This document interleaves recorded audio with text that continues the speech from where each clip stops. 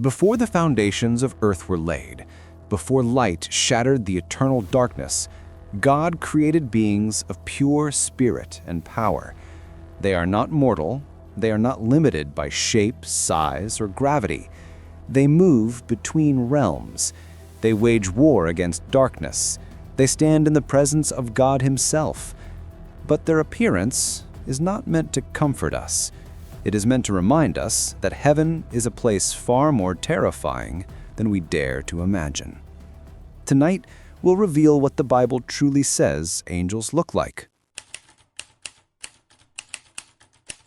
Isaiah chapter 6 grants us a rare glimpse. He writes, "I saw the Lord seated on a high and lofty throne. The train of His robe filled the temple. Around this throne, He sees the Seraphim, 6 wings, not 2, 2 covering their faces, 2 covering their feet, and 2 lifting them through the air. They burn with holy fire, the very essence of their name, Seraph, the burning one.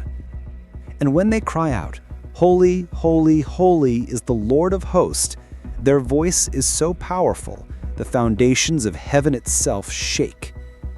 Yet these are not choir singers. These are the flames of God's glory, beings who guard the eternal throne with burning devotion.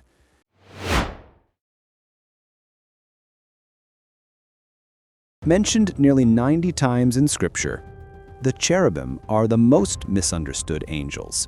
Ezekiel chapter 1 describes them as beings with 4 faces: human, lion, ox, and eagle. They also have 4 wings, feet like polished bronze, and bodies that flash with lightning, surrounded by sparks and fire. The appearance of the living creatures was like burning coals of fire, and the fire was bright. Ezekiel 1:13. Genesis reveals their purpose. God placed cherubim at the east of Eden with a flaming sword to guard the way to the tree of life. Genesis 3:24. They are guardians of sacred places, a living boundary between mankind and the holiness we lost. If Eden was forbidden, the cherubim made sure it stayed that way.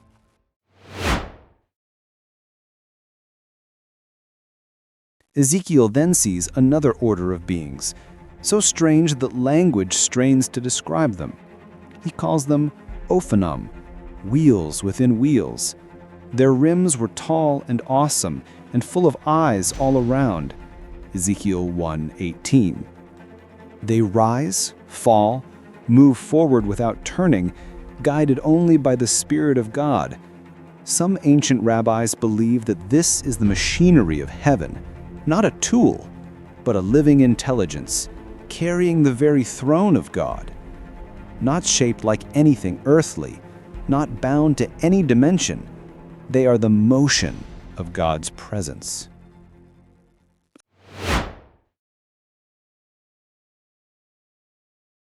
Aside from the aforementioned types of angels, the Bible names a few angels whose authority echoes through history.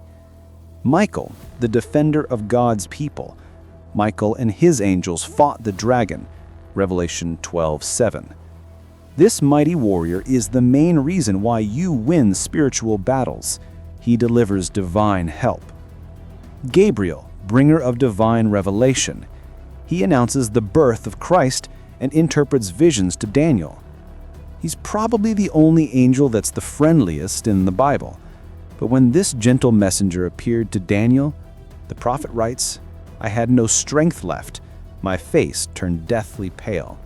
Daniel 10:8. If a single messenger can bring a man of God to collapse, how mighty must the generals be? Colossians 1:16 reveals other orders, thrones, dominions, powers, and authorities. These are not mere warriors. They are the governors of the universe, overseeing nations, stars, and time itself.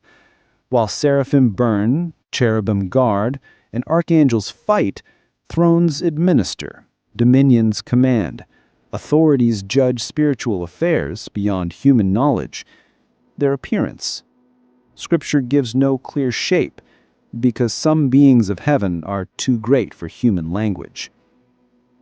Hebrews 13:2 warns us, some have entertained angels unaware. Sometimes angels hide their true glory to avoid destroying us with fear. Every time a heavenly being appears, the same words echo, "Do not be afraid." Because to look upon pure holiness with mortal eyes is to feel the weight of eternity press against the human soul. But some angels abandoned their purpose. Jude 1:6 tells us, "The angels who did not stay within their own authority, he has kept in eternal chains under darkness." These are the watchers, the beings who descended in the days before the flood, who corrupted mankind with forbidden knowledge and sought to reshape the destiny of earth.